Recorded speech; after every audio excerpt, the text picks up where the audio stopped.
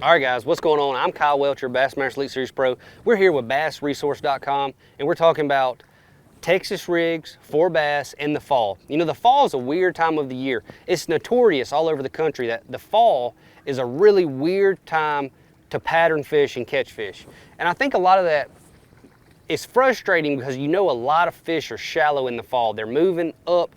I feel like there's poor oxygen content deep on a lot of the lakes. The bait fish move up pretty shallow. The bass move up pretty shallow. Everything seems to move up shallower than they've been all summer. So it can be frustrating to know that you're around fish and you can't get them to bite. You know, and that's something that we've all dealt with. You see them come up schooling in the fall, and you know there's fish there, but for whatever reason, if they're not schooling, it's really, really hard to get them to bite.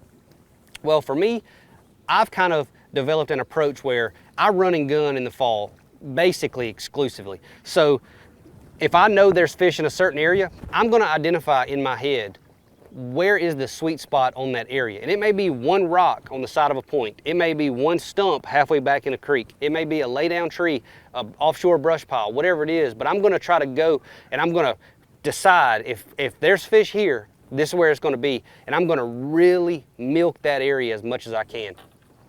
Typically, a worm is the best bait to get bit on in the fall.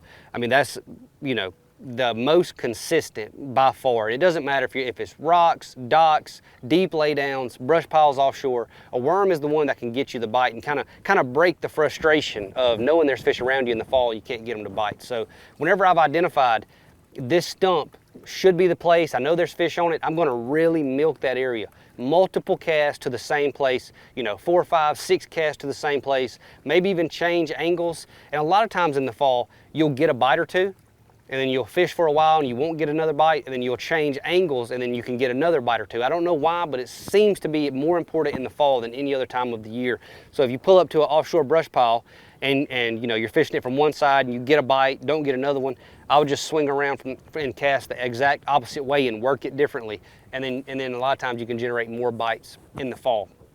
But for whatever reason, those fish get up there so shallow in the fall and they just want to cruise around and they want a wolf pack.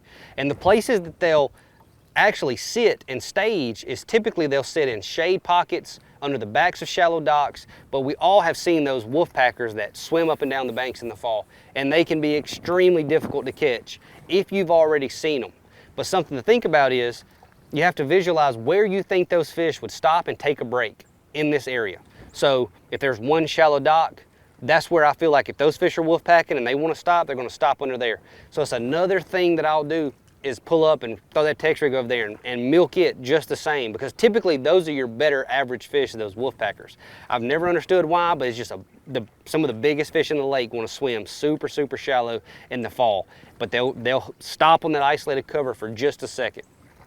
Now there's a kind of a two-pronged approach for me in the fall. That shallow isolated deal, that mid-depth deal with the stumps and the brush, that plays immensely in the fall, and the docks plays immensely in the fall. But it seems like when those fish have moved back up out of deep water, they'll get on the outside of these deep laydowns. And the very tip of a deep laydown, especially a big pine tree, a big hardwood tree, there'll be a school of fish suspended, you know, 10, 12 feet underneath the water. And that's whatever I'm going to flip, something with big line on there, something that can go down through there, through that school, but I'm not letting it typically go through the laydown all the way to the bottom. I may do that after, but my first cast, I'm typically gonna let it go down there, get on the limbs, and I'm gonna let it kind of suspend, and I'm gonna just shake it on the limbs in the fall, because those fish will, I've seen them with my eyes, I've seen them with my forward face sonar, they'll suspend on the tips of those trees in the fall. And I feel like it's just the best cover that they have after they've came back from being offshore most of the summer. And don't think just because the fish are targeting shad that they won't bite something else. Like, a fish is an opportunist. They may be feeding on shad one minute, but when they see a crawfish, they're gonna eat it. And whenever they see a bluegill, they're still gonna eat it. So the biggest thing is make sure that your bait looks super, super natural in the fall, because typically we have really clear water in the fall also. And a Texas rig's a really easy bait to look natural because we've got really good colors nowadays. You know, we got green pumpkins and, you know, natural shads and all these colors that you can really trick these fish with. So that's one of the things that I always do is I keep it super simple in the fall, and I always want it to be as natural as possible, and I just repeated casts over and over and over is one of the best things you can do in the fall. So that's a couple of my tips and tricks that I do in the fall.